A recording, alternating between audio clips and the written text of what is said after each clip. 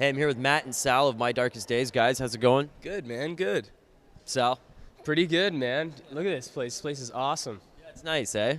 Have you guys been in here before? No, eh? No, never. No. Well, welcome in. Yeah, thank you. Yeah. Congratulations on 1 year of having the album out. I know it's that was a big deal for you guys, eh? Oh, yeah. Yeah.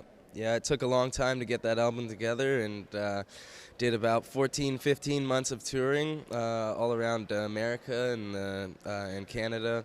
It's been a lot of fun, man. Back to the drawing board now.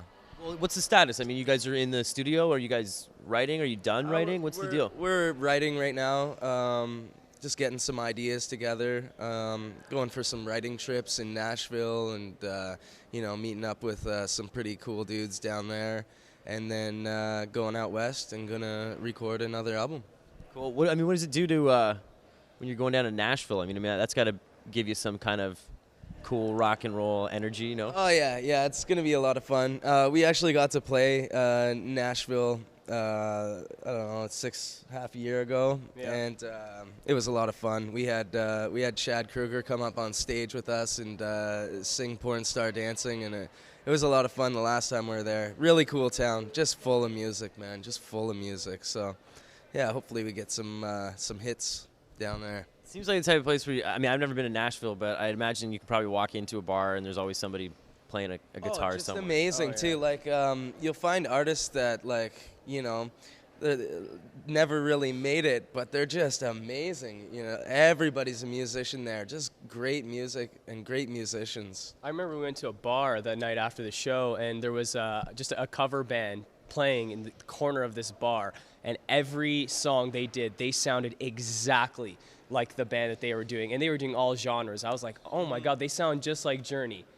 Then they sound exactly like Heart. It was like, whoa, this is ridiculous.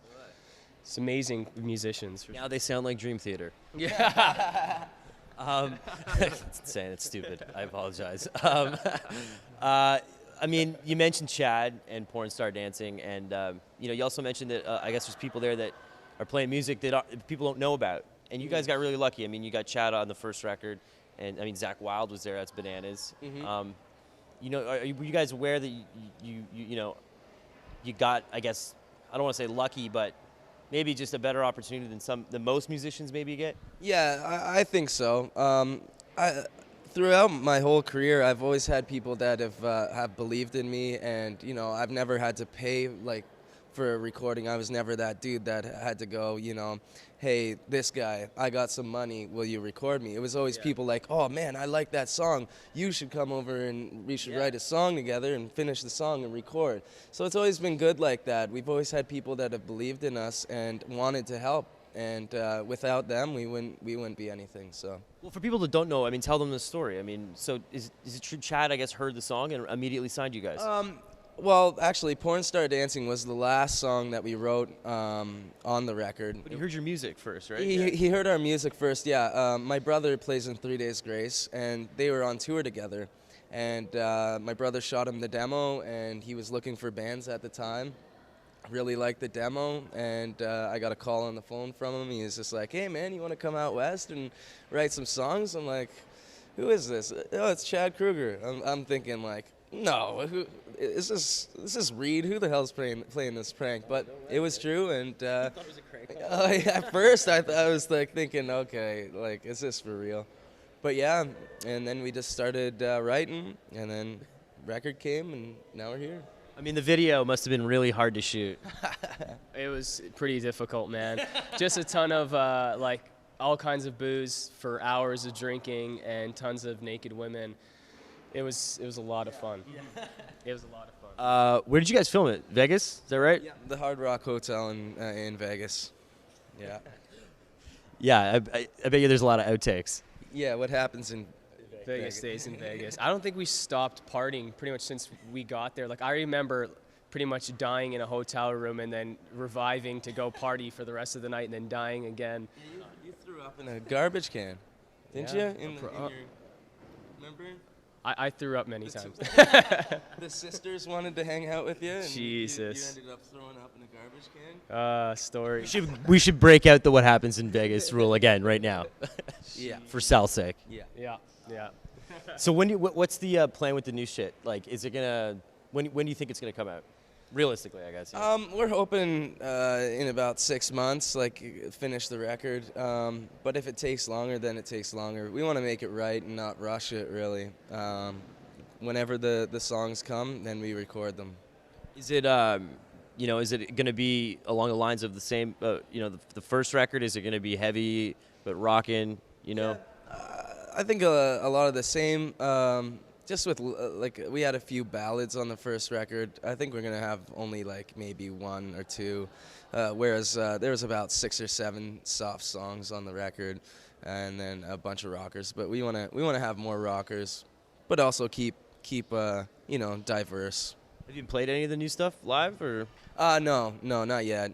Not at a concert. Not that comfy yet? No. Just in the jam space, just punching out ideas as much as possible, doing rough little demos, and really that's it. Last question would be, what are you guys listening to these days? Oh man, STP, a lot of STP. Just going back to old STP records and I've been listening to a ton of that. You mentioned we were walking in here and you were saying that you guys played a festival with STP. Yeah. What was that like? It was awesome. Did a few of them actually with them. Yeah, it was the one that had Bush X, and STP were the headliners. And I was a huge Bush X fan back in the day. And I actually got to meet Gavin, and it was pretty cool. Like, so surreal. Like, if somebody would have told me years ago, hey, you're gonna be opening for Bush X in 10 years, it's like, what? Are you? And it actually it happened, and it was awesome. Do you guys pick up little things, when you play with bands like that? Oh yeah, always. Papa Roach has been a big one for us to watch. They're just awesome, and so tight, so energetic, and like just awesome. They are the standard of modern rock. I think, like the best live band. You mentioned Bush, and they came back, I guess, after how long has it been? Yeah. Years, yeah. And I actually did a phoner with Gavin. He was a really nice guy. Mm-hmm. And he told me he was friends with Sergei Fedorov. Like, he hung out with Sergei Fedorov. Yeah. Really? Is that crazy? That's crazy. Yeah, it's cool. Yeah. Sorry, I'm being a hockey guy all of a sudden. All good. That's cool. You Yeah. guys hockey guys? You're Canadians. Yeah. I'm actually a Vancouver fan now. Yeah. Since recording out there, I started being a Vancouver fan. Did you riot? No. Start smashing stuff. Looting, we loot. I turned off the game halfway through. Once it started going down. I was just like, I couldn't watch it. It was painful. Guys, thanks for coming in. It was nice talking to you guys. Thank you.